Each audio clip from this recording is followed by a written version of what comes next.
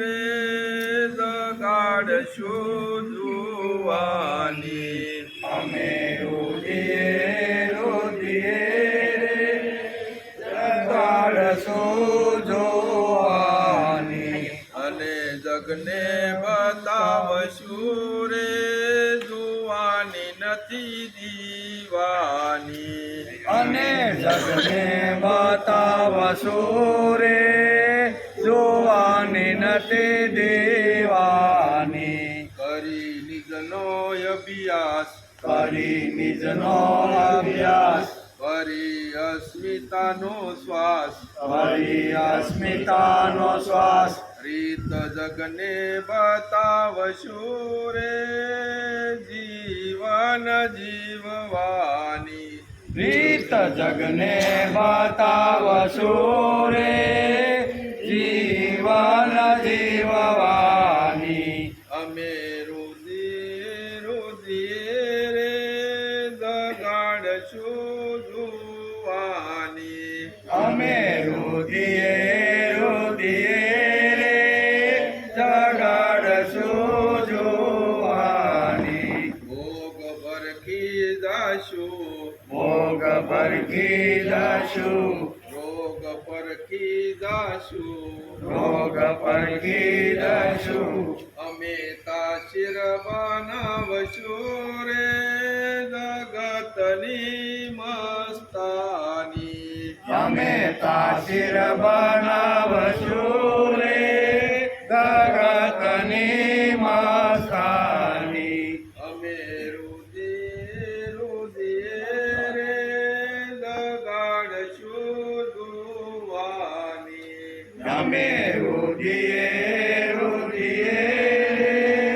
જગાડશું જોવાની શાને કરવું ગુમાન શાને કરવું ગુમાન કરશું સૌનું સન્માન કરશું સૌનું સન્માન રીત શીખશું વિવેકથી રે જીવન શણગારવાની રીત શિક્ષુ વિવેકથી રે જીવન શણગારવાની અમે રુદીએ રે જગાડશું જુવાની અમે રોધીએ રે જગાડશું જોવાની બધે ઈશનો આવાસ બધે ઈશનો આવાસ તેથી ચાલે છે શ્વાસ તેથી ચાલે છે શ્વાસ ટેવ મનને બોલાવશું રે નિરાશાથી મરવાની દેવ મનને બોલાવશું રે નિરાશાથી મારવાની અમે રુદીએ રે જગાડશું જુવાની અમે રોધીએ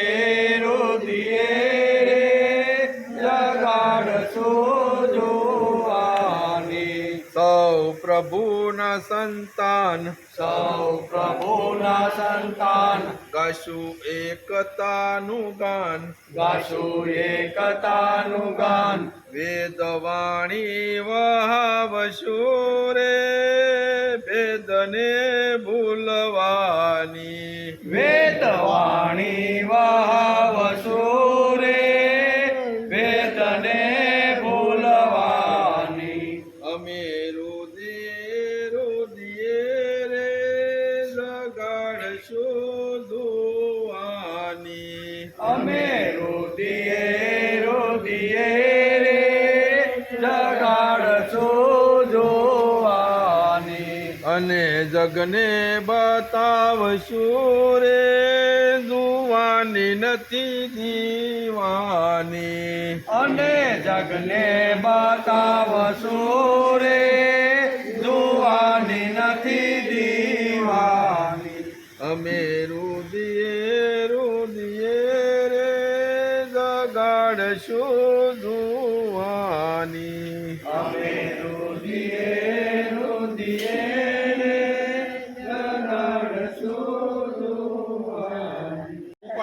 શાંતિમાં. એ ભાઈ ધીમે થોડુંક એમ કે છે કામ ફટ ઓમ ઓમ ઓમ ઓમ ઓમ ઓમ ઓમ ઓમ ઓમ ઓમ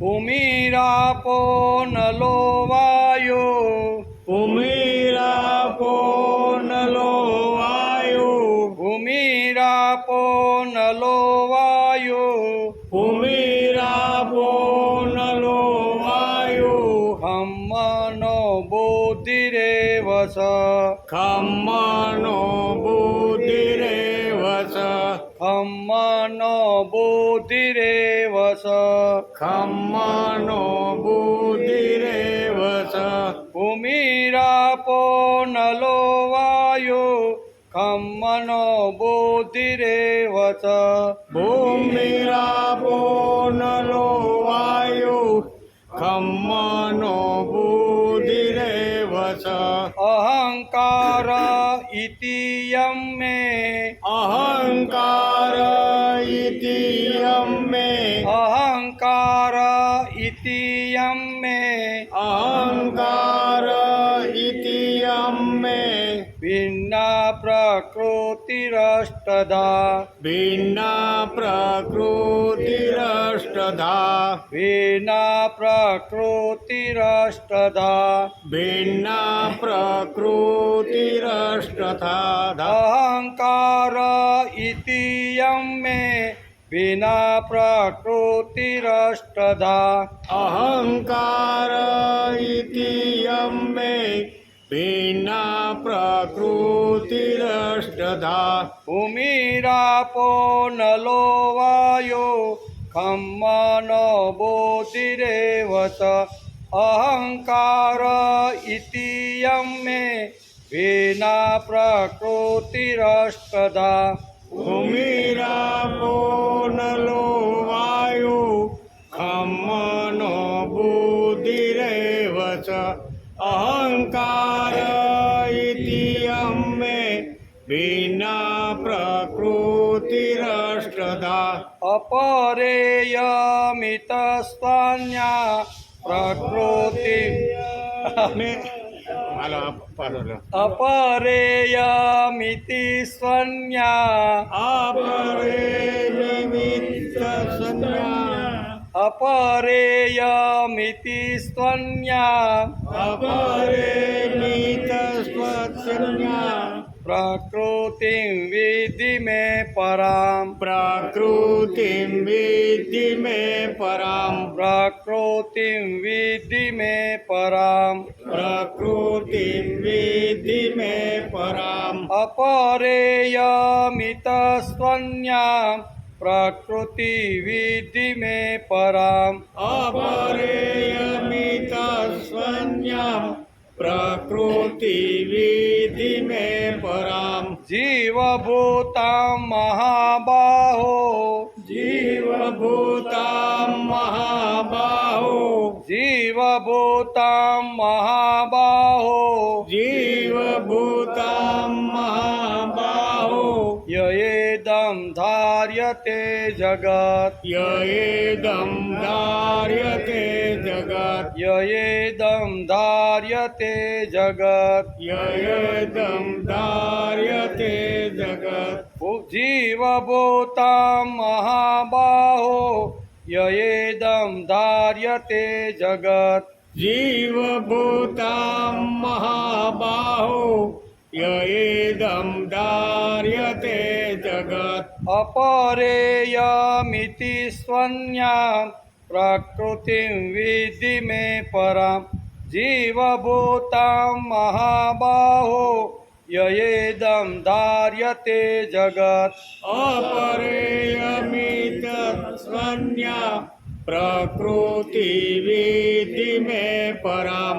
जीवभूतां महाबाहो ययेदं धार्यते जगत् બે સાથે ભૂમિરાપો નલો વાયુ ખમ્મન બુદ્ધિરેવ ચ અહંકાર ઇતિ યં મે વિના પ્રકૃતિરષ્ટધા अपरेयमितस्वन्या प्रकृति विद्धि मे परां जीवभूतां महाबाहो ययेदं धार्यते जगत् ययेदं धार्यते जगत् हरि ओम् देवकी परमानन्दम् कृष्णं वन्दे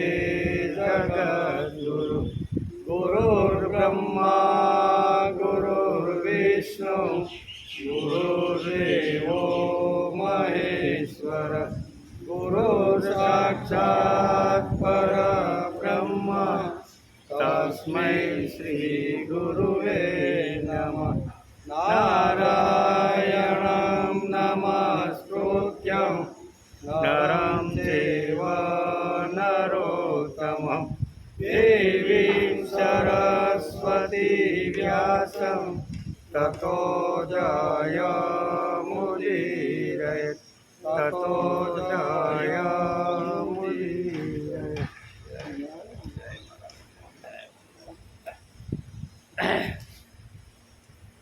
भूमिरापो नलो वायो खम्मनो बुद्धिरेव च अहंकार इति यं मे विना प्रकृतिरष्टधा ભૂમિ એટલે પૃથ્વી, આપ એટલે જળ, અનલ એટલે અગ્નિ, વાયુ એટલે વાયુ, નભ એટલે આકાશ, ચ એટલે અને, મન એટલે મન, બુદ્ધિ એટલે બુદ્ધિ, એવ એટલે તથા, અહંકાર એટલે અહંકાર, ઇતિ એટલે આ પ્રમાણે. ઇતયમ અષ્ટધા મિશ્રા, આ 8 પ્રકારના ભેદવાળી મારી આ પ્રકૃતિ છે. કેટલી? 8 પ્રકારના ભેદવાળી મારી પ્રકૃતિ છે. એમાં 5 છે આપણે કઈ શું કહેવાય, પૃથ્વી તત્વ છે, જળ તત્વ છે, આકાશ તત્વ છે, અગ્નિ તત્વ છે. એટલે એને પંચમહાભૂત કહે. કેવા? પંચમહાભૂત. એ બહારના તત્વો છે અને અંદરના તત્વો અહીં મન, બુદ્ધિ અને અહંકાર. આ ભગવાન જ્ઞાનની શરૂઆત કરે છે. જ્ઞાન વિજ્ઞાનની વાત કરે કે ભાઈ જ્ઞાન વિજ્ઞાન હું તને કહું છું, તું બરોબર સાંભળે. એટલે 5 આવી રીતના ભૂતાત્મા એટલે બહાર રહેલા જે જળ છે, અગ્નિ છે, વાયુ છે, એની વાત કરી પંચમહાભૂતોની. અને અંદર 3 તત્વ છે, મન, બુદ્ધિ અને અહંકાર. એ 5 + 3 = 8. એટલે ભગવાન પોતાની જે પ્રકૃતિ છે ને એ 8 ભાગમાં વહેંચાયેલી છે. કેટલી? 8 ભાગની અંદર આ સૃષ્ટિ વહેંચાયેલી છે. એ તું મારી પાસેથી સાંભળ, એમ ભગવાન અર્જુનને આ વાત સમજાવે છે. આજે શ્રીમદ ભગવદ્ ગીતા ચિંતન શરૂ થયું એનો 343મો દિવસ. ગઈકાલે આપણે અષાઢી બીજની રથયાત્રાની વાતો કરી, થોડોક ઇતિહાસ પણ કીધો, અને શા માટે દર વર્ષે અષાઢી બીજને દિવસે ભગવાન નગરમાં ફરવા માટે નીકળે છે એનો આપણે ગઈકાલે વિચાર કર્યો. શ્રી કૃષ્ણ ભગવાનને જીવંત જીવન દર્શન પ્રદાન કરવા માટે કુરુક્ષેત્રની રણભૂમિમાં અર્જુનને નિમિત્ત બનાવીને ગીતાના અવલૌકિક, અદ્વિતીય, અમર અને મધુર ગાન, સંગીતનું ગાન કુરુક્ષેત્રની ભૂમિ ઉપર કર્યું. એને આપણે સમજવાનો પ્રયત્ન 343 દિવસથી કરીએ છીએ. કુરુક્ષેત્રના ભૂમિ ઉપર ભગવાને જે અર્જુનને તત્વજ્ઞાન આપ્યું, જે જ્ઞાન આપ્યું, એને સમજવાનો આપણે અહીંયા ઘણા દિવસોથી પ્રયત્ન કરતા રહેલા છીએ. બરાબર? ભગવાને શું કીધું? તો કે અવલૌકિક, અદ્વિતીય, અમર અને મધુર ગાન. કેવું? અમર એટલે જે વખતે ભગવાનને અર્જુનને કીધું એ કાળમાં પણ એ જ વસ્તુ લાગુ પડતી હતી. 5000 વર્ષ પછી પણ આજે આપણે ગીતાને જો વાંચીએ તો 5000 વર્ષ પહેલાં કહેવાયેલું જે ગીતાનું જ્ઞાન છે ને એ આજે પણ આપણને જીવનસ્પર્શી બની ગયું છે. આજથી 5000 વર્ષ પછી પણ જો કોઈ ગીતા ખોલશે તો એ જ જ્ઞાન, એ જ તત્વજ્ઞાન એને આવી રીતનું લાગશે. તેથી અહીં કહે છે અવલૌકિક, અદ્વિતીય, અમર અને મધુર ગાન, સંગીતનું ગાન કુરુક્ષેત્રની ભૂમિ ઉપર અર્જુનને નિમિત્ત બનાવી અને માનવ માત્રને સમજાવવાનો પ્રયત્ન કર્યો. તે મધુર ગાનને સમજવા માટે આપણે 343 દિવસથી પ્રયત્ન, અભ્યાસ, મનન, ચિંતન કરીએ છીએ. આપણે અભ્યાસ કરવા માટે બેઠા છીએ. બરાબર ને?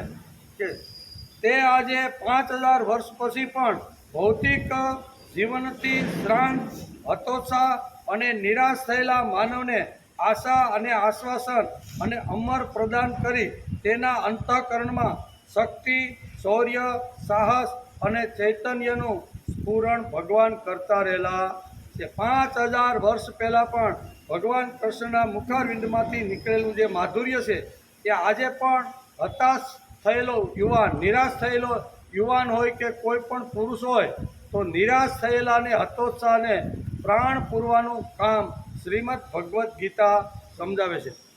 ભગવાન શ્રી કૃષ્ણ અને એમની જીવનલીલાના સંબંધમાં લોકો વિવિધ પ્રકારની શંકાઓ કરે છે. શું કહે છે?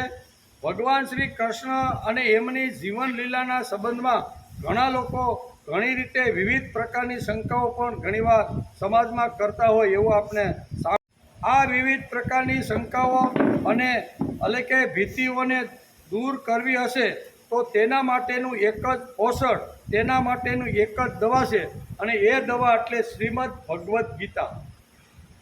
આ ઔષધ સિવાય માણસનો રોગ સારો થવાનો નથી. હતોત્સાહ થયેલો, નિરાશ થયેલો, ભાંગી ગયેલો, તૂટી ગયેલો, મરવાની આશા રાખીને બેઠેલા માનવને શ્રીમદ ભગવદ્ ગીતા એકદમ ઉત્સાહ, સ્ફૂર્તિ અને ચૈતન્ય આવી રીતની એક દવા આપે છે.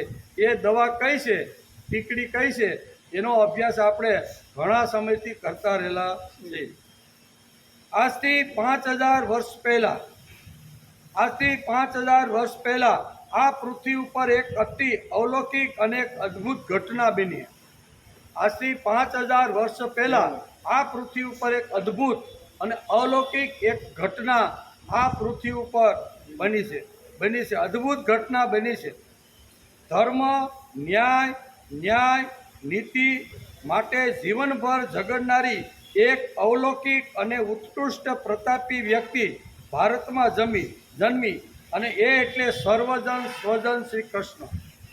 5000 વર્ષ પહેલાં આ ભારતની અંદર, આ ભૂમિ ઉપર એક એવી અદ્વિતીય ઘટના બની, અને એ ઘટના એટલે 5000 વર્ષ પહેલાં ધર્મ, ન્યાય અને નીતિની સામે ઝઘડનાર એક વ્યક્તિનો જન્મ થયો, અને એ એટલે ભગવાન શ્રી કૃષ્ણ, જે ન્યાય નીતિ માટે અંત સમય સુધી એમણે લડવાનો પ્રયત્ન કર્યો. ન્યાય, નીતિ અને ધર્મ અને અધ્યાત્મ અને ભક્તિના માર્ગમાં જે લોકો આવ્યા એને સમજાવવાનો પ્રયત્ન કર્યો, અને સમજાવવા છતાંય જો નથી સમજ્યા તો આવા લોકોને કંઠસ્થાન આપવાનું એને બાકી રાખ્યું નથી. એક અલૌકિક વ્યક્તિત્વ ભારતની અંદર આ અલૌકિક વ્યક્તિત્વ. તેથી ધર્મ, ન્યાય, નીતિ માટે જીવનભર ઝઘડનારી એક અલૌકિક અને ઉત્કૃષ્ટ પ્રતાપી વ્યક્તિ ભારતમાં જન્મી, અને એ એટલે સર્વજન સ્વજન શ્રી કૃષ્ણ. કેવા છે? સર્વજન એટલે બધાના જન, અને સ્વજન એટલે પોતાના. સર્વજન અને સ્વજન અલૌકિક વ્યક્તિત્વ એટલે ભગવાન શ્રી કૃષ્ણ. એમ તે સર્વજન સ્વજનના મુખારવિંદમાંથી જે માધુર્ય ટપકું, જે માધુર્ય નીકળ્યું, તે જ આપણી શ્રીમદ ભગવદ્ ગીતા. આ મહાન જે તત્વ છે એના મુખારવિંદમાંથી જે માધુર્ય નીકળ્યું તે જ એટલે શ્રીમદ ભગવદ્ ગીતા. આ શ્રીમદ ભગવદ્ ગીતાનો આપણે અભ્યાસ કરીને આપણા જીવન વિકાસ માટે પ્રયત્ન કરતા રહ્યા છીએ. એટલે કે આ ગીતાને વાંચવી જોઈએ, આ ગીતાને સાંભળવી જોઈએ, તેનું મનન, ચિંતન અને અભ્યાસ કરવો જોઈએ, અને તેમાંથી જે સત્ય અને સત્વ અને તત્વ નીકળ્યું છે તેનું આચરણ કરી અને જીવન જીવવાનો પ્રયત્ન માણસે કરવો. આ અદ્ભુત જે ઘટના બની, અને એ ઘટનાની અંદર ભગવાન શ્રી કૃષ્ણ આવી રીતના જે અદ્ભુત જે વાતો કરી છે એ જીવનમાં લાવવાનો માણસે પ્રયત્ન કરવો જોઈએ.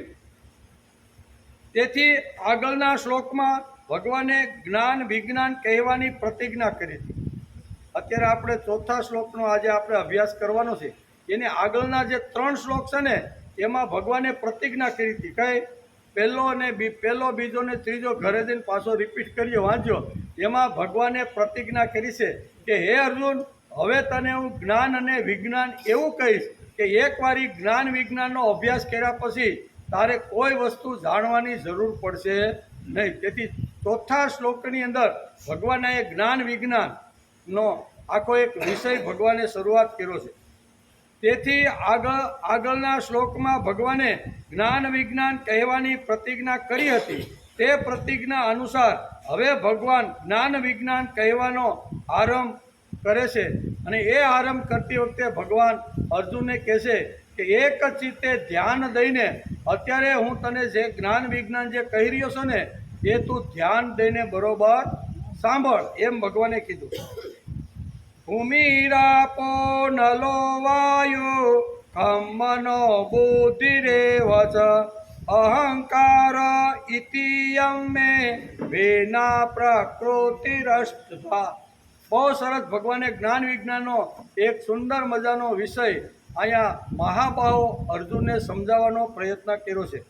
ભગવાન કહે છે કે હે પાર્થ, પૃથ્વી, જળ, વાયુ, અગ્નિ, આકાશ અને મન, બુદ્ધિ અને અહંકાર, આ પ્રમાણે આ 8 પ્રકારની ભેદવાળી મારી અપરા પ્રકૃતિ છે. 8 પ્રકારની ભેદવાળી મારી અપરા પ્રકૃતિ છે. આમ ભગવાને જ્ઞાનનો ખજાનો 7મા અધ્યાયના 4થા શ્લોકની અંદર અર્જુનની સામે મહાબાહો કહીને ભગવાને આ ડાબલો ખોલ્યો છે. 5 આવી રીતના જે તત્વો છે, પૃથ્વી છે, જળ છે, આકાશ છે, વાયુ છે, અગ્નિ છે, એ પંચમહાભૂતો, એ બહારના તત્વો છે, અને અંદરના તત્વો છે મન, બુદ્ધિ અને અહંકાર. એ અંદરના શરીરના આ 8 જે તત્વો છે ને એ મારાથી જ ઉત્પન્ન થયેલા. આ ભગવાન જ્ઞાનની શરૂઆત શું છે? ભગવાન પોતે જ કહે છે કે આ 8 જે તત્વો છે ને એ મેં જ ઉત્પન્ન કર્યા છે, અને મારાથી જ ઉત્પન્ન થયા છે. તેના ઉપર કોઈનો અધિકાર નથી. આપણે અધિકાર કરીને જો જમાવતા હશું ને તો એ જ્ઞાન ભગવાન અત્યારે કહે છે કે આ 5 તત્વ બહારના અને અંદરના જે 3 તત્વો છે તે આ મારી અપરા પ્રકૃતિ તને હું સમજાવી રહ્યો છું. એ 8 પ્રકૃતિ મારાથી જ ઉત્પન્ન થયેલી છે, અને એ મારી જ પ્રકૃતિ છે. આમાં કોઈનો હક કે હિસ્સો નથી. ભગવાન 8 પ્રકૃતિ ઉપર પોતાનો અહીંયા પ્રભાવ અહીંયા કહે છે. તેથી જે મળેલું છે તેની કિંમત એટલે કે ઘટતી જાય. પછી તે વસ્તુ હોય, વ્યક્તિ હોય, વિચાર હોય, ઉપલબ્ધ થઈ ગયા પછી તેની કિંમત ઓછી થતી નથી. અતિશય પરિચય થયો પછી તેના માટે જ્ઞાન રહેતું નથી. અતિશય જેમ જેમ પરિચય થાય તો તેના માટે જ્ઞાન રહેતું નથી. આ તો રોજનું છે. કેટલાક માણસો હોય તે રોજના થઈ ગયા તેમ તે માન ઘટતું નથી. રામ સીતા બસિયા, હનુમાન ચાલીસામાં ગાય ના રામ સીતા લખન મન બસિયા. આ બધા મારા મનની અંદર વસેલા છે, એમ હનુમાનની આ વિશેષતા છે. નકર જેમ જેમ માણસ નજીક આવે, જેમ જેમ સહવાસમાં વધારે રહે ને, એટલે એના પ્રત્યેનો આદર, એના પ્રત્યેનો પ્રેમ, એના પ્રત્યેનો ભાવ ઘટતો જાય. સતત આવી રીતના કોઈના સંપર્કમાં સતત રહે ને તો 2 વર્ષ, 5 વર્ષ કે 10 વર્ષ થાય ને એટલે કે આ તો રોજનું છે ભાઈ. શું કે આ તો રોજનું છે એટલે ભાવ ઘટે. પણ અહીંયા તુલસીદાસ લખે છે કે રામ સીતા લખન સીતા મન બસિયા. બરોબર. આ અહીંયા તુલસીદાસ પોતે પણ લખે છે કે રામ, લક્ષ્મણ અને સીતા હનુમાનજીની એકદમ નજીક હોવા છતાં પણ રામ ઉપરનો ભાવ હનુમાનજીને ક્યારેય ઘટ્યો નથી. એમાં હનુમાન ચાલીસામાં કહે છે રામ, લક્ષ્મણ, સીતા જોડે એટલે કે આત્યંતિક પાસે નજીકના હનુમાનના હતા, પણ 1 મિનિટ પણ હનુમાને રામને ન છોડ્યા. તેથી આવા મહાપુરુષો અપવાદરૂપ હોય છે. નહીંતર થોડાક વર્ષ થાય, થોડોક સમય લાગે, સહવાસ આવે એટલે ધીમે ધીમે એના ઉપરનો ભાવ, આત્મીયતા થોડુંક ઓછું થતું જાય છે. પણ આવા કોઈક મહાપુરુષો, હનુમાનજી જેવા કોઈ આવી રીતના કોઈ અપવાદ રૂપ હોય છે કે એકદમ હૃદયસ્થ રહેવા છતાંય રામની સાથે સતત સાનિધ્ય હોવા છતાં રામ માટેનો આદર, રામ માટેનો પ્રેમ, રામ માટેની આત્મીયતા, રામ માટેની જે તત્પરતા છે ને એ હનુમાનજીને ક્યારેય ઓછી થાય નથી. 24 કલાક સહવાસમાં રહેવાનું. પણ રામ, સીતાને જાનકીના સહવાસમાં 24 કલાક હનુમાનજી રહેતા હતા. તો જેનો સહવાસ કાયમ હોય, નજીક હોય, વારંવાર થતો હોય એના ઉપર આદર અને ભાવ ઘટે છે, એમ ઘણા પુરાણોમાં પણ લખેલું છે. અહીંયા ઘટતો નથી એનું કારણ કે આવી અલૌકિક વ્યક્તિ અપવાદ રૂપે ક્યાંક જગતની અંદર આપણે જોવા મળે છે. એનો ભાવ ઘટે નહીં, પ્રેમ ઘટે નહીં, આદર ઘટે નહીં. એના ગમે ત્યારે કામ કરવાની, હજી રામ મોઢામાંથી અડધો શબ્દ બોલે ત્યાં તો નોન સ્ટોપ ફ્લાઇટ ઉપડી જાય. આટલું રામના કામ માટે રહ્યું, સાથે રહ્યા, નજીક રહ્યા. એટલું જ નહીં પણ રામ, લક્ષ્મણ, સીતાને હૃદયની અંદર હનુમાનજીએ બેહાડી. આટલું એક અપવાદરૂપ છે. તેથી રામ, લક્ષ્મણ, સીતા જોડે આત્યંતિક પાસે રહીને પણ 1 મિનિટ પણ હનુમાને રામને છોડ્યા નથી. આવા મહાપુરુષો અપવાદરૂપ હોય છે. એટલે કે સાતત્ય પછી ભાવ રહે નહીં. હનુમાન ચાલીસામાં વર્ણન છે. આ બહુ મહત્વની વાત છે. આત્યંતિક નજીકના હોવા છતાં હૃદયમાં સ્થાન હનુમાનજીનું છે. આત્યંતિક નજીક હોવા છતાં પણ અહીંયા હનુમાનજીનું સ્થાન, અહીંયા હનુમાનજીએ હૃદયની અંદર ભગવાનને બેસાડ્યા છે. આવા અપવાદો મનુષ્યાનામ સહસ્ત્રેષુ. આગળ આપણે જોયું ને કે હજારો મનુષ્યની અંદર એક જ આવી રીતનો હોય છે કે જે આ બધું હોવા છતાંય એનો ભાવ ઘટતો નથી, પ્રેમ ઘટતો નથી. આવા અપવાદો મનુષ્યાનામ સહસ્ત્રાણામ એમ ગીતાકારે કહ્યું છે. ભગવાન અતિશય ઉપલબ્ધ છે તેમ ભગવાન આપણી વધારેમાં વધારે રાત દિવસ ઉપલબ્ધ છે. આજે તેને આપણે છોડીને ભગવાન પાસે બીજી બધી વસ્તુ માગીએ. મને ભગવાન જોઈતો નથી, ભગવાન સિવાયની જે વસ્તુ તમારે આપવી હોય તે આપો. નજીકમાં નજીક આપણા જીવનમાં જો કોઈ હોય તો એ કોણ છે? ભગવાન. કારણ કે હૃદયસ્થ થઈને આવીને બેઠા છે. એટલે અંદરમાં નજીકમાં નજીક કોઈ પણ જીવનું જો કોઈ સાનિધ્ય હોય તો એ પરમાત્મા છે. અને પરમાત્માનો સહવાસ જીવને વારંવાર દરરોજ ઉઠીને પરબારો થાય છે. તેથી ઘણીવાર જીવ રોજ આવી રીતનો ભગવાન સાથે સહવાસ થવાથી ઘણીવાર ભગવાનથી જીવ થોડોક આઘો થતો હોય ને એવું લાગે છે. તેથી ઘણીવાર આપણે નજીકના માણસની અવજ્ઞા કરી નાખીએ છીએ. આખી દુનિયામાં સંત તુલસીદાસ કહેવાય, પણ બાપના ગામમાં તુલસીઓ કહેવાય. કેવો? આખી દુનિયા એનું ચરણામૃત લઈ નમસ્કાર કરે, ગંગા નદીના કિનારે ઝૂંપડી, રામાયણની વાતો કરે, રામની વાત કરે, કથા વથા કરે. દુનિયા આખી એની કથા સાંભળવા માટે આવે, બરોબર? એનું સરનામું પગનું લે. પણ કોઈએ કીધું કે તુલસીદાસ તું તારા ગામ જાતો નહીં કે. તો કે કેમ?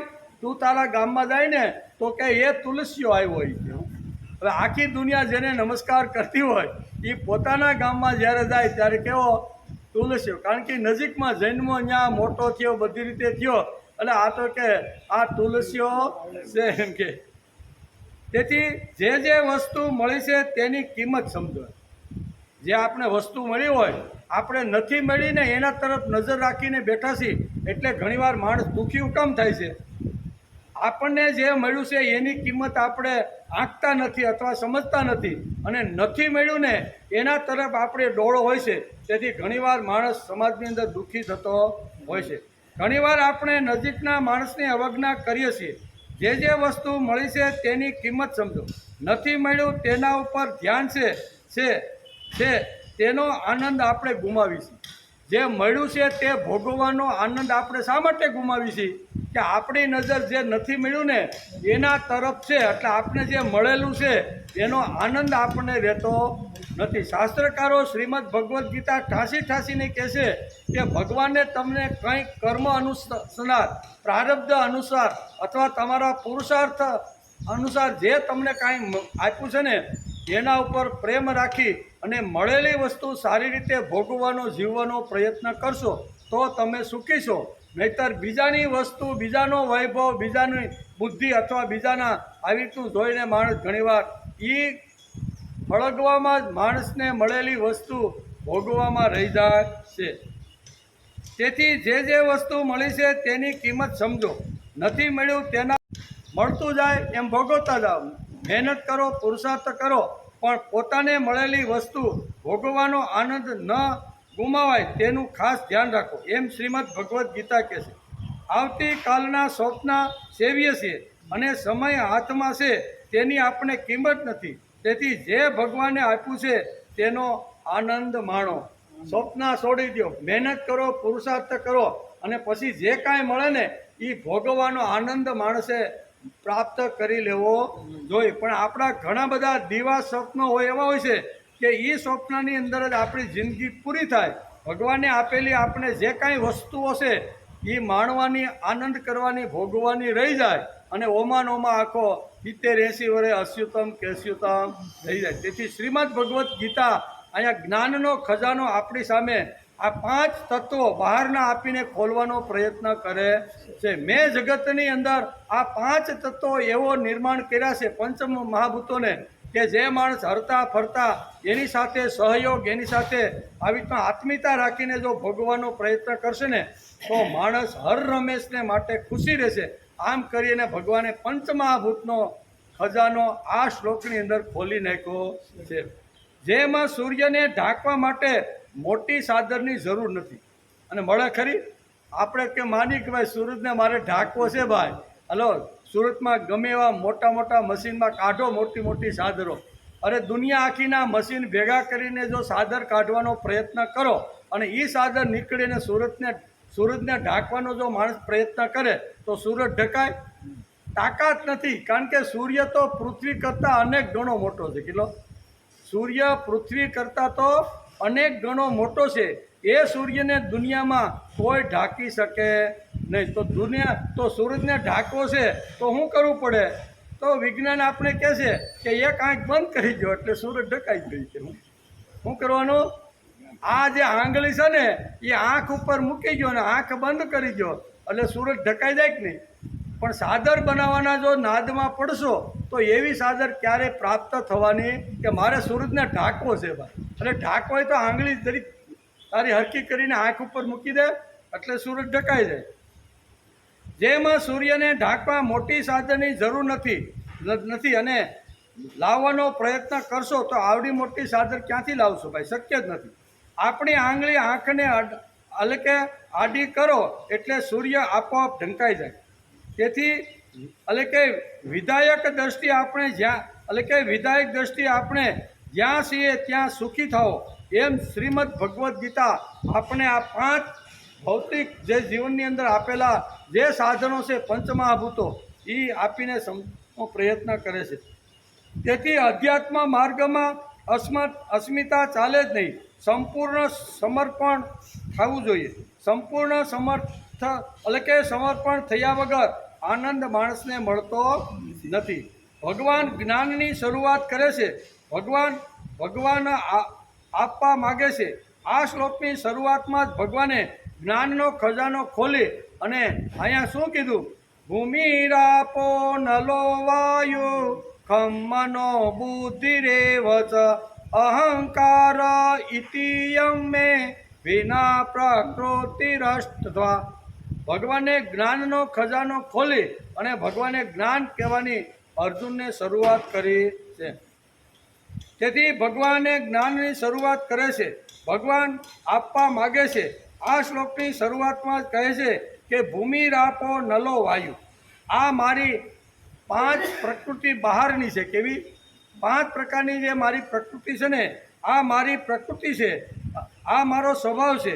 ભગવાન આ શ્લોકમાં 8 પ્રકારની પોતાની પ્રકૃતિનું વર્ણન કરી અને જ્ઞાનની શરૂઆત અહીંયા ભગવાન અર્જુનને સમજાવે છે. તેથી પંચમહાભૂતો આ બહારની પ્રકૃતિ છે.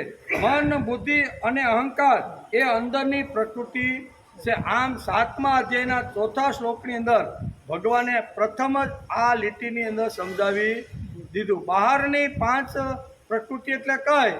તો કે આવી રીતના પૃથ્વી છે, જળ છે, વાયુ છે, આકાશ છે, અગ્નિ છે, એ જે પંચમહાભૂતો છે એ આપણે અત્યારે જે જોઈ રહ્યા છીએ ને, એ પંચમહાભૂતો બહારની પ્રકૃતિ છે. અંદર જે દેખાતી નથી ને એવી અંદરની 3 પ્રકૃતિ છે. અને એ એટલે મન, બુદ્ધિ અને અહંકાર.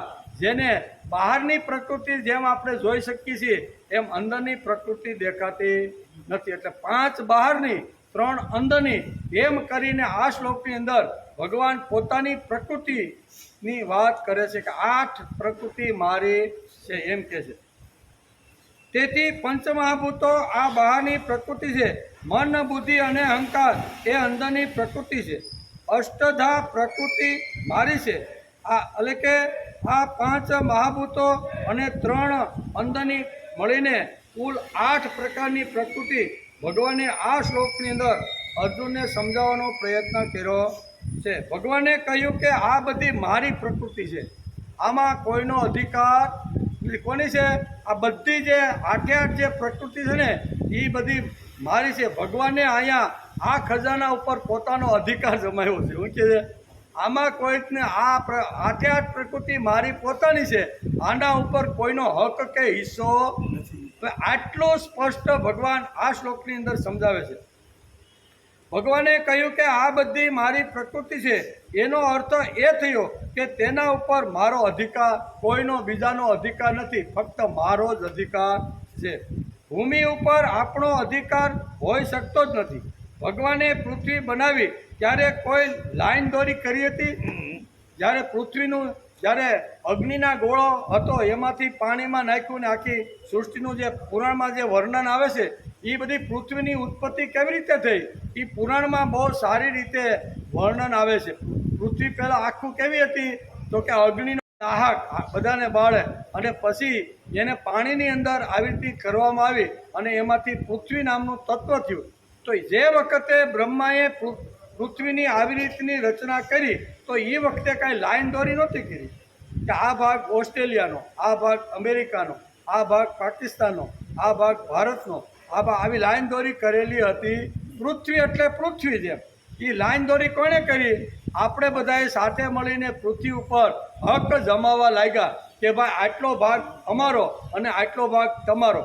થોડા વર્ષો પહેલાં તમે યુદ્ધ કરીને આટલો અમારો ભાગ જીતી લીધો હતો, હવે અમે સશક્ત અને શક્તિશાળી થઈ ગયા છીએ એટલે અમે યુદ્ધ કરીને પાછો અમારો ટુકડો અમે લેવા માગીએ. આજે બધા જ દેશ હોય કે વિદેશ હોય કે ગામની જમીન હોય કે ભાઈઓની જમીન હોય, બધા જ પોતે એમ જ કહેશે કે આ જમીન મારી છે, આના ઉપર મારો અધિકાર છે. આ શ્લોક વાંચ્યા પછી ભગવાન કહે છે કે આ આઠે આઠ પ્રકૃતિ ઉપર મારો અધિકાર. આમાં તમે ભલે એમ કહીને બેઠા છો કે આ મારી આ પાકિસ્તાની ભૂમિ મારી છે, ભારતની ભૂમિ મારી છે, ચીનની, આ ભલેની દેશના અલગ અલગ લોકો અલગ અલગ રીતે કહેતા હોય, પણ ભૂમિ ઉપર અહીંયા અધિકાર કોનો છે? ભગવાનનો. એમ આ શ્લોકની અંદર કહે છે. અને આ શ્લોક જો સમજાઈ જાય, દુનિયા આખી જો ગીતાનો અભ્યાસ કરે, 7મા અધ્યાયનો 4થો શ્લોક વાંચે, તો દુનિયા જે બધાય લડવા માટેને બોમ્બ ફેંકીને પોતાનો નથી, એ પોતાના કબજામાં લેવા માટે પૃથ્વીની વાત જે કરે છે ને, આ બધી જ જે સમસ્યાઓ છે ને, એ બધી સમસ્યા હલ થઈ જાય. તો વાંચવું છે કોને ભાઈ? અભ્યાસ કોને કરવો છે? બસ લડવાનું છે. અમારી પાસે આટલા મોટા બોમ્બ છે ને, અમે તો આ દેશને ખલાસ કરીને જ રહેવાના છીએ. જે અમારું નથી ને તે એના ઉપર અમારો અધિકારને હક અમે જમાવવા માટે તૈયાર છીએ. ઓલા કે તમારી તાકાત હોય તો આવો ને, અમારી પાસે જે કાંઈ ક્રૂડ તેલ ઓઇલ બધું નીકળે છે ને, એ તમારા દેશમાં આવતું જ અમે બંધ કરી દેવું. પછી તમારો ઠન ગોપાલ આમ કરીને આ લડાઈઓ ચાલે છે કે નહીં? શા માટે હાલે છે? ભૂમિ માટે, જમીન માટે જ હાલે ને, કે ભાઈ આ અમારી જમીન છે, આના ઉપર અમારો અધિકાર છે. તમે જે ભૂમિ ઉપર રહ્યો છો ને, એમાં ક્રૂડ તેલ અને ઓઇલ અઢળક પડેલું છે. એટલે એ અમે જો ટુકડો જીતી લઈને, તો પછી અમારે કોઈની પાસે લાચારી કરવી. આ યુદ્ધ આટલા માટે સમાજમાં બધા આપણે જોઈ રહ્યા છીએ, એનું વર્ણન કરવાની બહુ જરૂર નથી. આજના કાળમાં આ બધું છે જ તે. તેથી ભગવાને કહ્યું કે આ બધી મારી પ્રકૃતિ છે. એનો અર્થ એ થયો કે તેના ઉપર મારો એટલે કે બીજા કોઈનો અધિકાર નથી, મારો જ અધિકાર છે. ભૂમિ ઉપર આપણો અધિકાર હોઈ શકતો નથી. ભગવાને પૃથ્વી બનાવી ત્યારે કોઈ લાઈન દોરી કરી નહોતી. અમેરિકા, ભારત, ઓસ્ટ્રેલિયા, એમાં કોઈ લાઈન દોરી હતી નહીં. એક ગોળો હતો, અને ગોળા ઉપર જેમ જેમ લોકો રહેવા લાગ્યા, એટલે કહેવા લાગ્યા કે આટલો ભાગ અમારો, એટલે અધિકાર સમાવવા લાગ્યા. તેથી પૃથ્વી ઉપર કોઈ દાવો કરી શકે નહીં. ભૂમિ ઉપર કબજો કરનાર કેટલાક ચાલ્યા ગયા, અને ભૂમિ તો હજી ત્યાંની ત્યાં જ છે. આ ભૂમિ ઉપર કેટલા રાજા રજવાડો, સંતો, મહાપુરુષો, અરે ભગવાન જેવી વ્યક્તિ આવીને જતી રહી, ભૂમિ એની સાથે ગઈ? ના, આ ભૂમિમાં હું જન્મો છું ને, આ ટુકડો તો મને બહુ વાલો છે ભાઈ, એટલે આ હું મરું ને ત્યારે હું ભેગો લઈ જાય. કોઈ અત્યાર સુધીમાં લઈ ગયા હોય એવું અત્યાર સુધીના ઇતિહાસમાં ક્યાંય આવી ઘટના બની નથી. તેથી પૃથ્વી ઉપર કોઈ દાવો કરી શકે નહીં. ભૂમિ ઉપર કબજો કરનાર કેટલાય ચાલ્યા ગયા, ભૂમિ તો હજી ત્યાંની ત્યાં છે. હાથ બારની નકલો બદલતી રહે. આપણા પૂર્વજો, એના કાંઈ હોય, અને પરંપરાથી 100 વર્ષથી હાલી આવતી હોય, બરાબર, તો એ બદલે હાથ બારમાં. મગનભાઈ ગયા, સગનભાઈ આવ્યા, સગનભાઈ ગયા ને અમથાલાલ આવ્યા, એમ આવે. પણ જે ગયો છે, જેના નામની જમીન હતી ને, એ જમીન કોઈ દી લઈને ગયો નથી. એક કહે મારી, બીજો એટલે કે એક કહે મારી છે, બીજો ગયો, અને પછી ત્રીજો કહે આ મારી છે. આમ હજારો લોકો એ ધરતી ઉપર, પૃથ્વી ઉપર આવ્યા અને ગયા, પણ ગયેલા કોઈ દિવસ પોતાની સાથે પોતાના ભૂમિનો ટુકડો લઈ ગયા નથી. બધા મારી કહીને ચાલ્યા ગયા. તેથી જ ભગવાન આ શ્લોકમાં પહેલાં જ કહે છે કે ભૂમિ રાપો નલો વાયુ. પ્રથમ જ ભૂમિનું નામ ભગવાને આ શ્લોકની અંદર કીધું છે કે ભૂમિ ઉપર મારો જ અધિકાર છે. અહીં ભૂમિ મારી છે, મેં ઉત્પન્ન કર્યું છે, તેથી તેના ઉપર કોઈનો અધિકાર નથી. તેથી ભગવાને આ શ્લોકમાં ભૂમિ રાપો નલો વાયુ કહી અને પોતાનો અધિકાર સમજાવ્યો છે. પૃથ્વી, જળ, અગ્નિ, વાયુ, આકાશ, આ બધું મારું છે. એમ ભગવાન છે, તેમ પાણી પણ પરમાત્માનું છે. તે બધાને મળવું જોઈએ, બધા માટે છે. જેમ અગ્નિ, વાયુ, આ બધું જેમ બધાનું છે, એમ જળ એટલે કે પાણી પણ બધાનું છે, બધાને મળવું જોઈએ. આકાશમાંથી વરસે છે, અને તે પાણી આપણને પરમાત્મા, આપણે સારી રીતે ભૂમિ ઉપર રહી અને સારી રીતે જીવી શકીએ એ માટે ભગવાન આ જળ રૂપે વરસી અને આપણી જે કાંઈ કામનાઓ, વાસનાઓ જે કાંઈ હોય છે એ ભગવાન પૂરી પાડતા રહેલા છે. પૃથ્વી પણ પરમાત્માનું જ રૂપ છે. પાણી ભગવાન આપે છે. પછી કહે છે અનલ એટલે અગ્નિ, એ પણ પરમાત્માનું રૂપ છે. ભગવાન કે આ પંચ મહાભૂત જે તમે બહાર જોઈ રહ્યા છો એ પાંચે પાંચ ભૂતો મેં ઉત્પન્ન કર્યા છે અને એના ઉપર અધિકાર ને હક મારો છે. આમાં કોઈનો અધિકાર નથી. તમે જેટલા વર્ષ રહેવું એટલે મારી ભૂમિ ઉપર રહ્યો, પણ તમે કોઈ અત્યાર સુધીમાં ટુકડો લઈ ગયા કે હવે લઈ જશે એવું બનશે નહીં, એમ ભગવાન કહે છે. ભગવાનને જે જે આપવાનું હોય તે આપણે અગ્નિમાં હોમીએ છીએ, તેથી ભગવાનને તે મળી જાય છે. મળે કે નહીં? પંચમહાભૂતમાં એક અગ્નિ નામનું એક તત્વ છે. એ અગ્નિને આપણા શાસ્ત્રકારો કહે છે કે અગ્નિને કોઈ પણ માણસ આપે તો એ ભગવાનને તેથી યજ્ઞની અંદર આવી કિંમતી જે વસ્તુઓ છે ને એનું આહવાન કરવામાં આવે કે નહીં. ભગવાનના બે મોઢા છે. ભગવાનને જો ખવડાવવાનું હોય ને તો ભગવાનના બે મોઢા. આ બે મોઢાથી ભગવાનને આપો તો ભગવાન કહેશે એ બધું હું આરોગું છું. એક ભગવાનનું રૂપ છે અગ્નિ અને બીજું ભગવાનનું રૂપ છે બ્રાહ્મણ. એટલે બ્રહ્મ ભોજનનું જે ભારતીય સંસ્કૃતિમાં જે મહત્વ આવ્યું કે ભાઈ 5 બ્રાહ્મણોને જમાડો, 10 ને જમાડો, 100 ને જમાડો, એ કેના ઉપરથી આવ્યું કે હું બ્રાહ્મણને જમાડતો નથી, હું ભગવાનને જમાડું છું. એમ આપણું શાસ્ત્ર કહે છે કે ભગવાન કહે છે મને જો તમારે જમાડવાના હોય ને તો આ બે વાત છે. એક તો યજ્ઞ એટલે કે અગ્નિની અંદર તમે સ્વાહા સ્વાહા કરીને જે કાંઈ પદાર્થ મને આપશો ને એ હું સ્વાહા કરી જાય. બીજું બ્રાહ્મણના મોઢામાં તમે જે કાંઈ અન્ન આપશો ને એનું પણ હું આવી રીતનું ગ્રહણ કરું છું. એટલે અહીંયા 5 તત્વો બહારના છે એની ભગવાન વાત કરે છે અને 3 તત્વો અંદરના છે એની ભગવાન વાત કહે છે કે અષ્ટ એટલે કે 8 પ્રકારની જે કાંઈ આ વાતો છે ને એ મારી જ છે અને મારાથી ઉત્પન્ન થયેલી છે. પાણી થઈ ગયું થાય.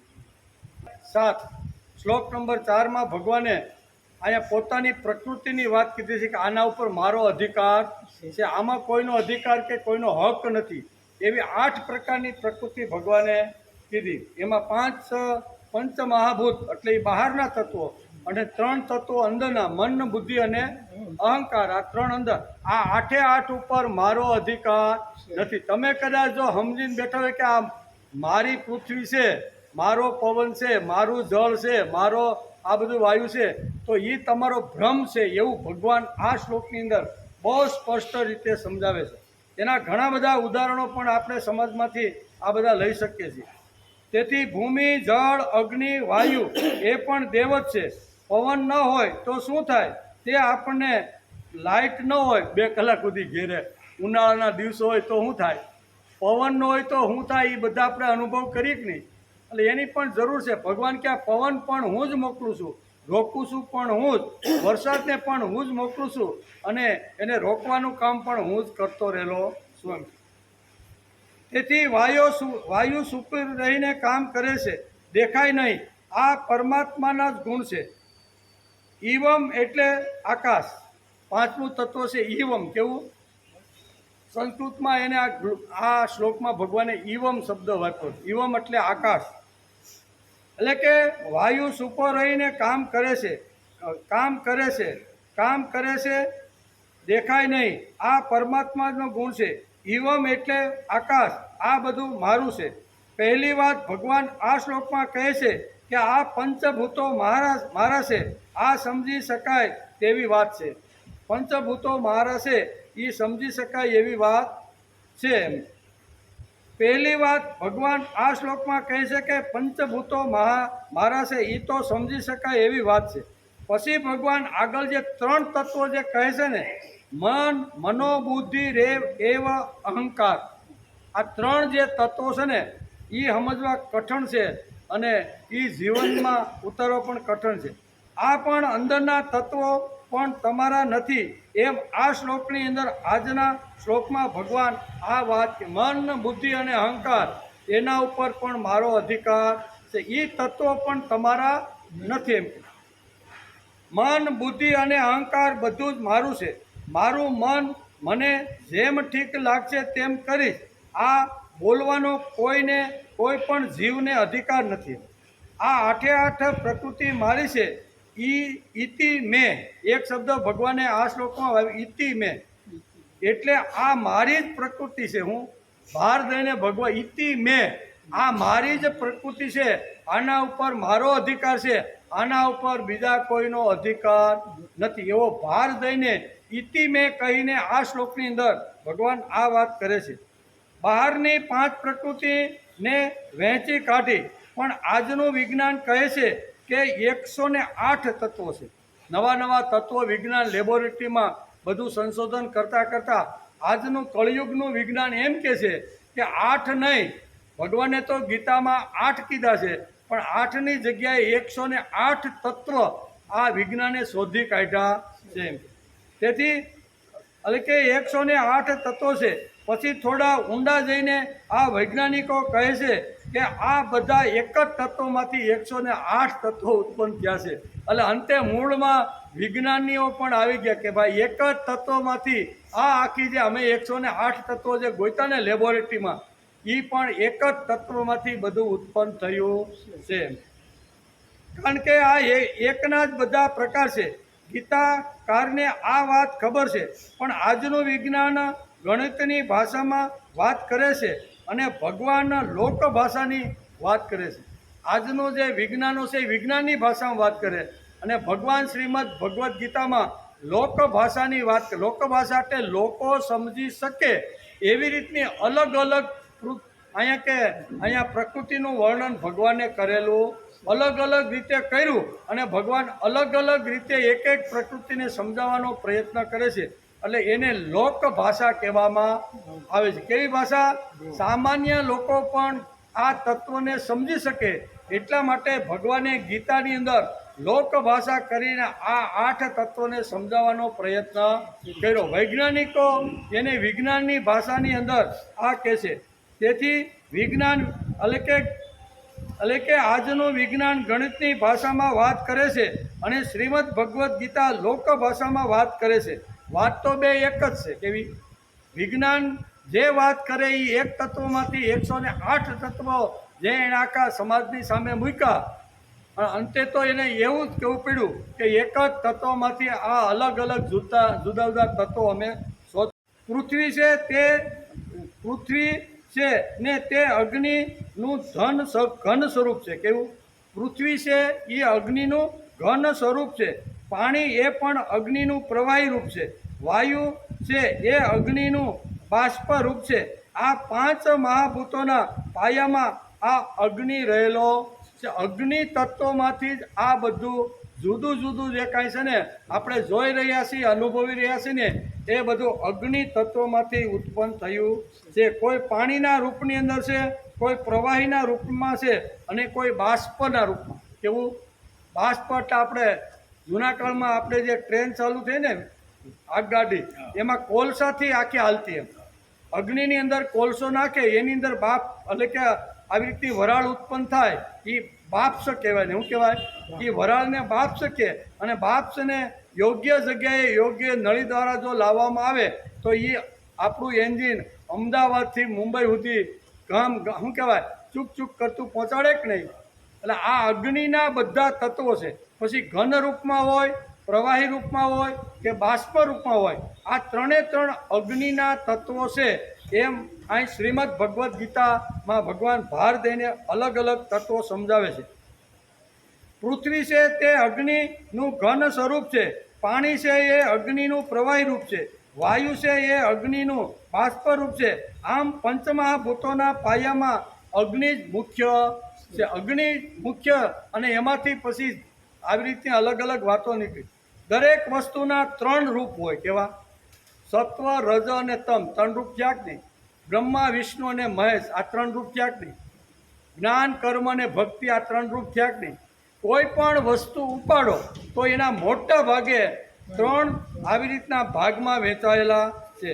દરેક વસ્તુના 3 રૂપ હોય છે. પછી ઘન, પ્રવાહી અને વાયુ. વિજ્ઞાનની ભાષામાં કેવું હોય તો આ ઘન, વાયુ અને બાષ્પ એમ કે. એટલે કે પૃથ્વી પ્રવાહી રૂપ એટલે જળ, અને ગેસનું રૂપાંતર એટલે વાયુ. શું થયું? ગેસનું રૂપાંતર એટલે વાયુ. અગ્નિના આ 3 રૂપો છે જે ભગવાનને ખબર હતી.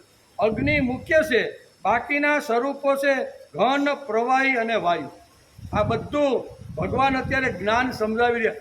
ભગવાને શું કીધું કે હે અર્જુન, હવે જ્ઞાન વિજ્ઞાનની વાત તને કહું છું, માટે એકદમ શાંત ચિત્ત રાખીને મારું જ્ઞાન કઈ ટાઈપનું છે, કેવી રીતનું છે, એ હળવી ભાષાની અંદર હું તને કહીશ. એમ કરી અને ભગવાન અહીંયા ચોથા શ્લોકની અંદર ભૂમિ રાપો નલો વાયુ આમ કરી અને જ્ઞાનની ઉપાસના સમજાવવાનો ભગવાન અર્જુનને પ્રયત્ન કરે છે. તેથી આ એટલે કે અગ્નિના 3 રૂપો છે તે ભગવાનને ખબર હતી. અગ્નિ મુખ્ય છે, બાકીના જે સ્વરૂપો છે ઘન, પ્રવાહી અને વાયુ, આ એના બીજા રૂપો છે. આ બધાને રહેવા જોઈએ તે માટે આકાશ. આ બધા તત્વો ભાઈ કોના આધારે રહે? તો આકાશ. એટલે આકાશ તત્વ પણ પંચમહાભૂતોમાં આપ્યું. આ બધાને રહેવા જોઈએ તે માટે અવકાશ એટલે કે આકાશ છે. એટલે કે આભ ને અડાતું નથી. અડાય કોઈ કે અમે આભને અડી આવ્યા, તો એ વાત ખોટી. આભને અડાડતું જ નથી, એ અનંત છે. એને ગમે તેટલા કિલોમીટર કે ગમે તેટલા જેટ પ્લેન ગતિથી તમે એને અડવા માટે પ્રયત્ન કરો તો આભને અત્યાર સુધી કોઈ અડી શક્યું નથી. એને કોઈ આવી રીતનું છે જ નહીં. પણ છતાંય અહીં કહે છે કે આ બધાને રહેવા માટે જગ્યા જોઈએ, અને તે એટલે અવકાશ. અવકાશ એટલે આકાશ. આ આભને આપણે કોઈ અડી શકતા નથી. લોકભાષાની વાત ભગવાન સમજાવતા અર્જુને કહે છે કે હે મહાબાહો, ભૂમિ રાપો નલો વાયુ 5 તત્વો કહીને ભગવાને અગ્નિનું મહત્વ અને અગ્નિનું કાર્ય આપને સમજાવ્યું છે. અગ્નિના 2 રૂપો અને 2 કામ છે. જો શાંતિથી પ્રેમથી એની સાથે સંબંધ બાંધી અને અગ્નિની સાથે સહવાસ કરવાનો પ્રયત્ન કરો તો બધી જ ટાઈપના ખોરાકો તમને રાંધી આપે. હું મિત્ર બનીને અગ્નિ સાથે જો એનો વ્યવહાર કરો ને તો જે વસ્તુ બનાવવાની હોય ને એ અગ્નિ આપણે બનાવી આપે કે નહીં? પણ એ જ અગ્નિને કોઈ કે ના ના, અગ્નિ તો હું ખિસ્સામાં રાખીને ફરીશ, તો મર ભાઈ, ખિસ્સામાં રાખીને અગ્નિને ફરવાનું હોય એટલે તું બળવાનો ને મરવાનો જ છો. એટલે જો સમજી અને એનો ઉપયોગ કરવામાં આવે તો અગ્નિ દરેક પ્રકારના ખોરાકો, દરેક પ્રકારનું જે કાંઈ જીવન છે ને એ આપણે અગ્નિ તત્વમાંથી મળતું રહેલું છે. તેથી લોકભાષાની વાતમાં ભગવાન અર્જુનને સમજાવતા કહે છે કે હે મહાબાહો, ભૂમિ રાપો નલો વાયુ 5 તત્વો કહીને ભગવાને અગ્નિનું મહત્વ અને અગ્નિનું કાર્ય સમજાવ્યું. એનું મહત્વ છે, એનું કાર્ય સમજાવ્યું છે. બધું જ આગ ઉપર નિર્ભર છે, અગ્નિ ઉપર બધું નિર્ભર છે. સૂર્ય ન હોય તો શું થાય? સૂર્ય પણ અગ્નિ જ ફેંકે છે ને. આજ તો ધગધગતા તાપની અંદર જે એનો પ્રકાશ આપણા શરીર ઉપર કે પૃથ્વી ઉપર પડે છે એ ધગધગતો ગોળો જ છે, એટલે એને અગ્નિ જ કહેવાય કે નહીં? એટલે કહે છે કે બધું જ આગ ઉપર નિર્ભર છે. સૂર્ય ન હોય તો માણસ ખલાસ, સૂર્ય ન હોય તો વૃક્ષ અને વનસ્પતિની અંદર ફળ કે ફૂલ લાગતા નથી. આપણે બધા ખેડૂતના દીકરા એટલે આપણે તો વધારે અનુભવ હોય. સાયાની અંદર કોઈ પણ માનો કે મોટું સાયાનું વૃક્ષ હોય, વડલો હોય, પીપર હોય, આંબો હોય, અને એની નીચે તમે કોઈ ફૂલ છોડ વાવો તો એ કોઈ પહોંચે નથી. શા માટે? એનો સૂર્યનો પ્રકાશ એને મળતો નથી. એટલે સૂર્ય છે, અગ્નિ છે ને, એનાથી જ આપણું મારું તમારું ને આ સૃષ્ટિનું જીવન ચાલતું રહ્યું છે. બધું જ આગ ઉપર નિર્ભર છે. સૂર્ય ન હોય તો માણસ ખલાસ. લોક ભાષામાં ભગવાને કહ્યું કે લોકો સમજે તેવી ભાષામાં મેં બધું આ વર્ણન કર્યું. વિજ્ઞાન પણ એક તત્વમાં આવીને ઊભું રહ્યું છે. ભારતીય સંસ્કૃતિમાં અગ્નિનું ખૂબ જ મહત્ત્વ છે. જન્મ થાય ત્યારે અગ્નિ, જનોય આપે ત્યારે અગ્નિ. તપોવનની અંદર વિદ્યાર્થીને મા બાપ જ્યારે આંગળી પકડીને મૂકવા જાય છે ત્યારે પણ અગ્નિની સાક્ષી એમ છે. ત્યારે પણ અગ્નિકુંડ મંડપની અંદર એ પરણે ત્યારે પણ અગ્નિ. મિત્રતા બાંધવાની હોય તો પણ વચ્ચે અગ્નિ જોઈએ. સુગ્રીવ અને અહીંયા રામની જ્યારે દોસ્તી કરવાની હતી, મિત્રતા બાંધવાની હતી, બે એકાબીજાને કોલ આપીને હાથ તો મિલાવી લીધા અહીંયા, બરોબર. પણ હનુમાનજી કે ઉભા રહ્યો, તમે બે મિત્ર થયા ને, આ તમારી મિત્રતા ક્યારે તૂટે ને એ કાંઈ ખબર નહીં. પણ હું તમને એક એવું તત્વ લાવી આપું, એ તત્વની સાક્ષીએ જો તમે બે જો પ્રતિજ્ઞા લેશો ને તો એ પ્રતિજ્ઞા ક્યારેય તમારી તૂટશે નહીં. એ તમારો જે મિત્રનો જે ભાવ છે ને, સુગ્રીવ અને અહીંયા રામનો, એ ક્યારે, અને હનુમાનજી એમ કરીને અગ્નિ લાવે છે અને હવે બે પ્રતિજ્ઞા લ્યો. શું કહે છે રામ પ્રતિજ્ઞા લેશે કે તારો દુશ્મની મારો દુશ્મન, તારી સાથે જે વેર બાંધીને તને જે રાત જીવન જે પજવે છે ને એ મારો દુશ્મન છે. આપણે બે મિત્ર આજથી અગ્નિની સાક્ષી આપણે ભાઈબંધ થઈ ગયા અને હવે તારું દુઃખી મારું દુઃખ, તારું સુખી મારું સુખ, તારો વૈભવી મારો વૈભવ, આમ કરી અને બંને પાકા મિત્ર થઈ જાય છે. ભગવાન કે હવે તારા સુખ દુઃખની અંદર હું ઊભો છું. અહીંયા સુગ્રીવ કહે છે કે તમે પણ અત્યારે દુઃખી છો, તમે પણ કેટલાય વૃક્ષોને નદી નાળાને પૂછ્યું કે મારી સીતા ક્યાં ગઈ છે, કોણ લઈ ગયું છે, એ તમે રડતા રડતા અને આવી તો ઘણા બધા પોકારો સીતાને ગોતવા માટે મેળવવા માટે કર્યા, પણ સીતા હજી તમને મળી નથી. સીતા નથી મળી એટલે એ તમારું દુઃખ હળવું કરવાનું હું કામ કરીશ. બે પ્રતિજ્ઞા લીધી કે નહીં? કોની સામે લીધી? અગ્નિની સામે. કોણ લાવ્યું? હનુમાનજી કે ઉભા રહ્યો. આ તમે ખાલી હાથ મિલાવો છો ને, એકાબીજાનું કામ, એકનું કામ પતી જાય એટલે ઓલો બીજો મોઢું હંતાડીને ભાગશે. બરાબર? એટલે એવું ન બને. બરાબર? એટલા માટે તમે અગ્નિની સાક્ષીએ પ્રતિજ્ઞા લ્યો. એટલે અગ્નિનું મહત્વ અહીંયા ભૂમિ રાપો અનલ. અનલ એટલે અગ્નિ. અહીં ગીતાની અંદર ભગવાને એક શબ્દ પંચમહાભૂતની અંદર અનલ શબ્દ વાપર્યો છે. અનલ એટલે અગ્નિ. એટલે કે અહીંયા કહે છે કે જન્મતી વખતે પણ આવી રીતની અગ્નિની સાક્ષી હોય છે. જનોય લેતી વખતે, તપોવનમાં જતી વખતે, પરણતી વખતે મિત્રતા બંધાય ત્યારે, અને અંતે જ્યારે માણસના અંતિમ સંસ્કાર થાય છે ત્યારે પણ ઘરમાંથી દોણીમાં અગ્નિ લાય, અને અંત સમયે પણ અગ્નિ, જન્મ સમયે પણ અગ્નિ, વચ્ચેના બધા જે કાંઈ સાત્વિક કાર્યો થતા હોય, શુભ કાર્ય થતા હોય, બધામાં અગ્નિની હાજરી છે. એટલે અગ્નિ તત્વની વાત ભગવાન અહીં સમજાવે છે કે અગ્નિ તત્વ પણ મારું છે, ભૂમિ તત્વ પણ મારું છે, વાયુ તત્વ પણ મારું છે, આકાશ તત્વ મારું છે. આના ઉપર જો કોઈ અધિકાર બનાવીને બેઠો હોય તો એ બધી વાત ખોટી. એના ઉપર કોઈનો અધિકાર નથી એમ કે. તેથી બધા સંસ્કારોમાં અગ્નિની ખૂબ જ મહત્વ છે. ત્રણ અંદરની પ્રકૃતિ છે, મન, બુદ્ધિ અને અહંકાર. એની પણ વાત ભગવાન આ શ્લોકની અંદર 8 પ્રકારની જે પ્રકૃતિ ભગવાન કે મારી છે, એના ઉપર અધિકાર મારો છે, એના ઉપર તમારો કોઈનો સિક્કો લાગે નહીં. એમ કરીને અંદરની 3 જે તત્વો છે, 3 જે પ્રકૃતિ છે ને, મન, બુદ્ધિ અને અહંકાર, એ પણ મારી જ પ્રકૃતિ છે. બુદ્ધિ મારી છે એમ ભગવાન કહેવાના. પરમાત્માએ આપેલી છે. મન ભગવાને પણ આપેલું છે. અહંકાર ભગવાનનો જ છે. તેથી તેને અહંકાર સોંપી દેવો જોઈએ. અહંકાર છે, અભિમાન છે, એ કાંઈ કોનું છે? ભગવાનનું છે. તેથી તો અહીંયા શું કહેવાય, તુલસીદાસ લખે છે રામાયણમાં, તુલસીકૃત રામાયણ વાંચીને તો એમાં લખે છે કે અસ અભિમાન જાય નાહી મોરે, મેં સેવક રઘુપતિ પતિ મોરે, રામ ભક્તિ તજી સહ કલ્યાણા, સો નર અધમ સુગાલ સમાન.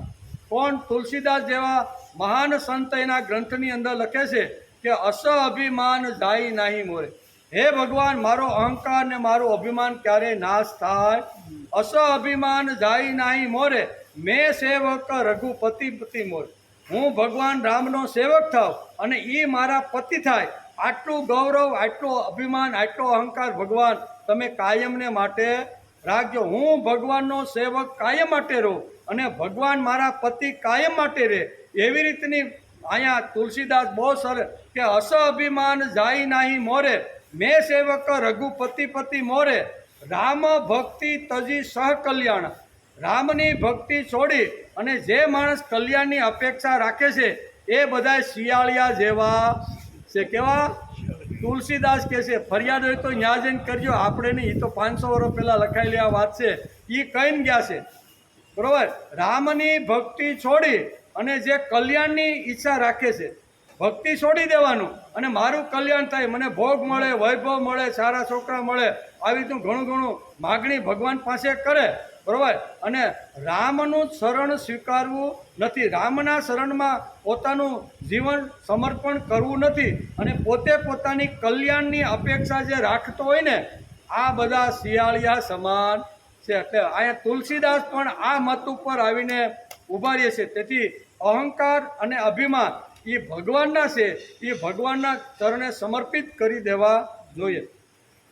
તેથી અહીં કહે છે કે આ શ્લોકમાં ઇતિયમ એટલે કે ભગવાને શબ્દ વાપર્યો છે. આ પ્રમાણે મારી આ 8 પ્રકારની પ્રકૃતિ છે. પંચ મહાભૂતોને સમજી લેવાનું અને એને પાર જવાનું. પ્રથમ ભૂમિ પરમાત્માની છે. આ સમજણ પાકી થવી. પહેલું ભગવાને પંચ મહાભૂતની અંદર ભૂમિની વાત કરી છે. આ ભૂમિ ભગવાન કે મારી છે. એના ઉપર દુનિયામાં અત્યાર સુધી ઘણા લોકો ભૂમિનો ટુકડો લઈને આવ્યા છે, તો એ કોઈ દિવસ ભેગો લઈને ગયા નથી. હજારો વર્ષ પહેલાંની જે જમીન અત્યારે મારા ખાતે જે બોલે છે ને, એની ઉપર ઘણા અમારા પૂર્વજો 7-12ની નકલમાં એનું નામ હતું, પણ લઈને ગયા લઈને જાતા. ભગવાન આટલું સ્પષ્ટ કહે છે કે ભૂમિ મારી છે. એ અત્યાર સુધીની જિંદગીમાં કોઈ સાથે લઈને ગયું હોય એવું આજના ઇતિહાસમાં જોવા મળતું નથી. આ શ્લોકમાં ઇતિયમ તે ભગવાનને શબ્દ વાપર્યો છે. આ પ્રમાણે મારી પ્રકૃતિ છે. પંચ મહાભૂતોને સમજી લેવાનું અને એને પાર જવાનું. પ્રથમ ભૂમિ પરમાત્માની છે. આ સમજણ આ શ્લોક વાંચ્યા પછી પાકી થઈ જવી જોઈએ.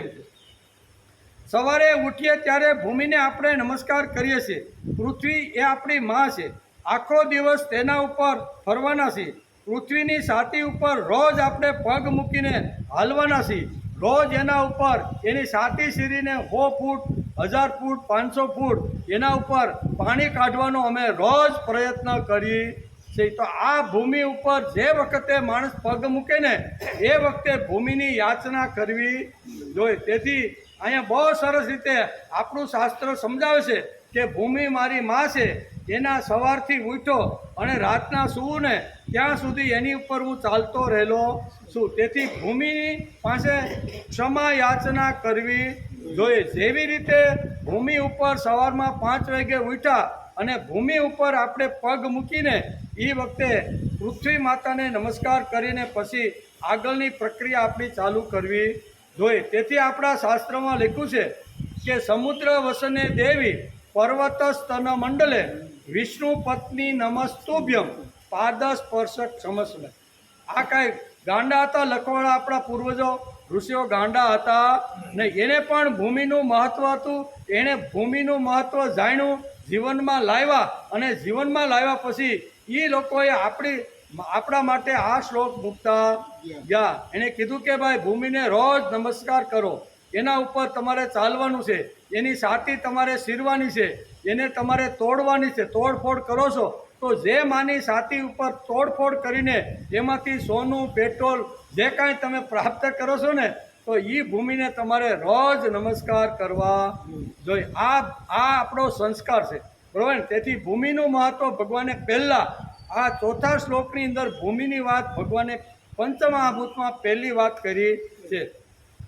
તેથી પૃથ્વી આપણી માં છે. માં કોણ? જે સંભાળે તે માં, જે ઉછેરે તે માં, જે કાળજી કરે તે માં.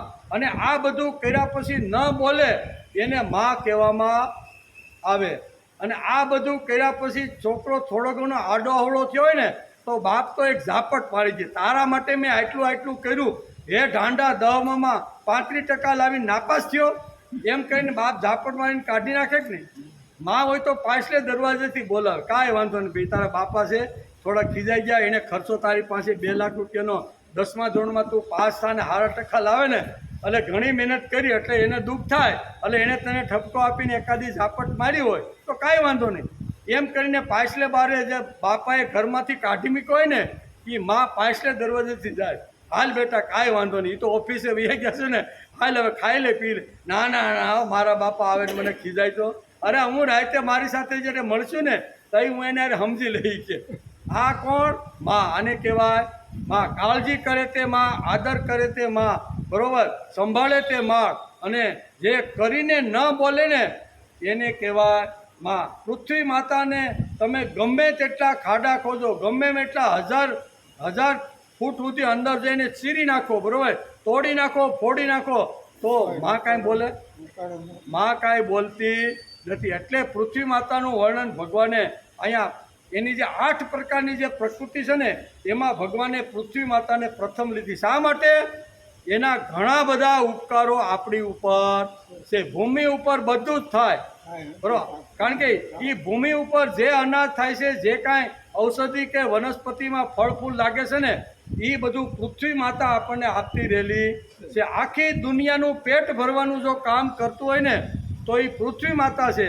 અને પૃથ્વી માતાને ચીરી અને જે અનાજ અને મોટા મોટા ફળ ફૂલ જે ઉત્પન્ન કરે છે એ ખેડૂત મારો દીકરો છે, એમ ભગવાન વારંવાર ઘણીવાર ઘણા શાસ્ત્રોમાં લખ્યું છે.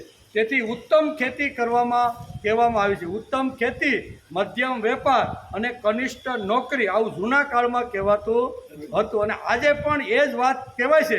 પણ ઘણાને હવે ઇન્ડસ્ટ્રીમાં બહુ આમ લગની લાગી છે ને, એટલે ખેતી ઉપર ઘણીવાર લોકોને પ્રેમ થતો નથી. પણ ખેતી ઉપર પ્રેમ થાય અને કરવો જોઈએ. શા માટે?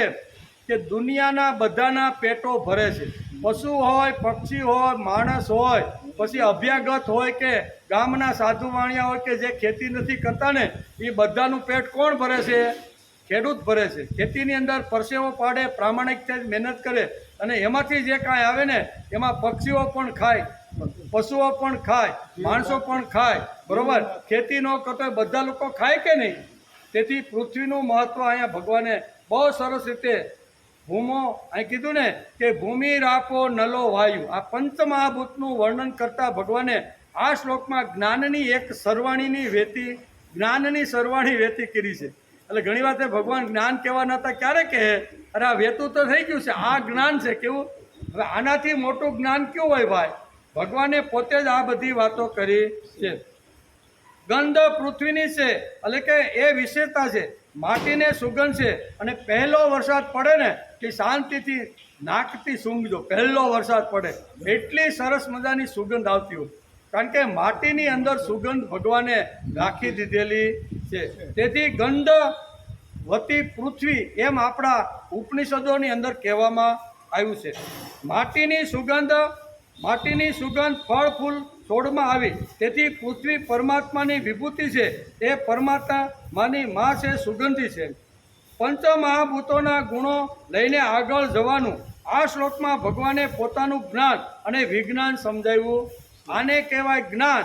પૃથ્વી મારી માં છે, એ માને રોજ નમસ્કાર કરીને મારા જે કાંઈ દૈનિક કાર્યોની શરૂઆત કરવી. આથી મોટું જ્ઞાન બીજું કયું હોય? તો ભગવાન આ જ્ઞાનની શરૂઆત કરે છે. માટીની સુગંધ જે છે એ કેમાં થાય? વરસાદ પડે એટલે માટીની જે સુગંધ છે એ આપણે ફૂલ છોડ જે એ પોતાના પાણીના રૂપની અંદર, ઓક્સિજનના રૂપની અંદર એ ફળ ફૂલને આ માટીની સુગંધ લાગે છે.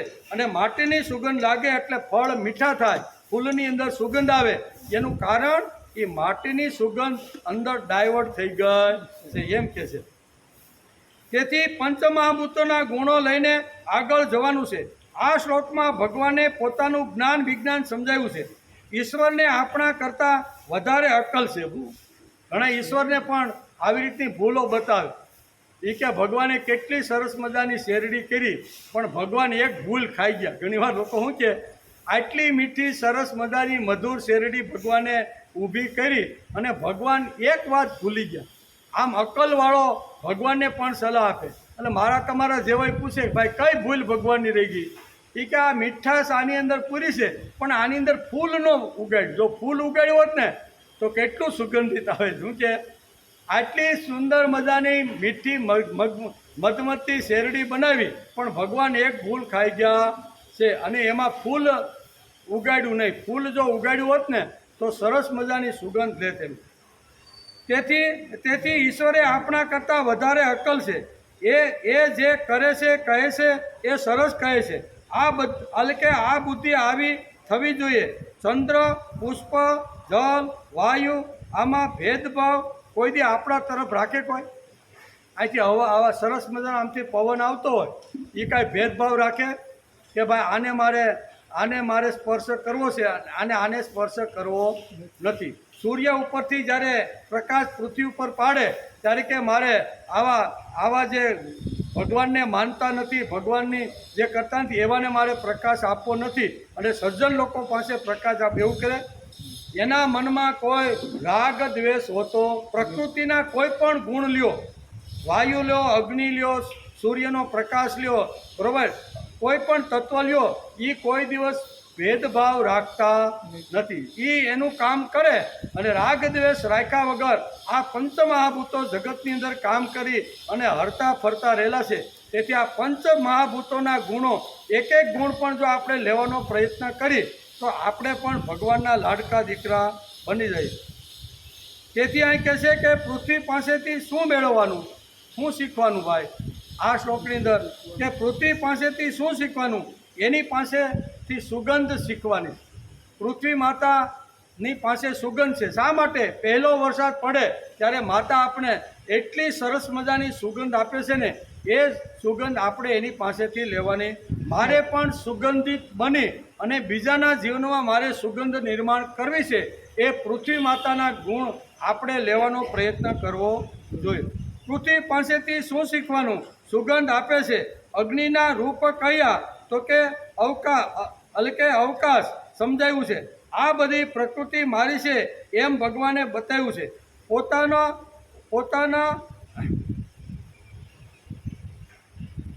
પોતાનો દાવો ભગવાને આ શ્લોકની અંદર દાવો કર્યો છે. કેવું? જેમ કોર્ટની અંદર વકીલ દાવો કરે ને કે આ ક્લાયન્ટ મારો છે ને, આ બધા પુરાવા છે, એટલે તમારે આને ન્યાય આપવો, આવો દાવો કરે કે નહીં, એમ ભગવાને આ શ્લોકની અંદર દાવો શું કર્યો કે 8 પ્રકારની જે પ્રકૃતિ છે ને એ મારી જ છે.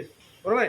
મેં ઊભી કરી છે અને એના ઉપર હક અને અધિકાર મારો છે, એમ આ શ્લોકની અંદર સમજાવે છે. તેથી અગ્નિના રૂપમાં કયા? અવકાશના રૂપો પણ ભગવાને સમજાવ્યા. પ્રકૃતિના પંચમહાભૂતો પણ ભગવાને આ શ્લોકની અંદર સમજાવવાનો પ્રયત્ન કર્યો અને ભગવાને પોતાનો દાવો રજૂ કર્યો. અને આ દરેક પંચભૂતો પાસેથી શું શીખવાનું તે જ્ઞાન ભગવાને આપને આ શ્લોકની અંદર સમજાવ્યું છે. નહીંતર કે ભગવાન જ્ઞાન કહેવાના હતા ને હવે ક્યાંથી કહેવાના છે? આ જ્ઞાન પંચમહાભૂતોના જે ગુણો છે એ ગુણો આપણે લાવવાનો પ્રયત્ન કરીએ. બધા જ ગુણો કદાચ ન આવે તો એકાદ ગુણો લાવવાનો માણસે પ્રયત્ન કરવો જોઈએ. આ બધું જ્ઞાન વિજ્ઞાન ધ્યાનમાં આવે તો વિકાસ થાય કે ન થાય? થાય જ. આ જ્ઞાન અને વિજ્ઞાન બે વાત જો આપણા ધ્યાનમાં આવે તો 100% માણસનો વિકાસ થાય. પૃથ્વી મારી નથી, આ પહેલું જ્ઞાન માણસને આવી જવું જોઈએ. પાંડુરંગ શાસ્ત્રી પૂજ્ય દાદા ઘણીવાર આ શ્લોક સમજાવતા કહે છે કે પૃથ્વી મારી નથી એમ ભગવાને આ શ્લોકની અંદર સમજાવ્યું છે. એમાં મુંજ કાકાની વાત આવે છે. બરાબર? એટલે કે મુંજ કાકાની વાત આવે છે.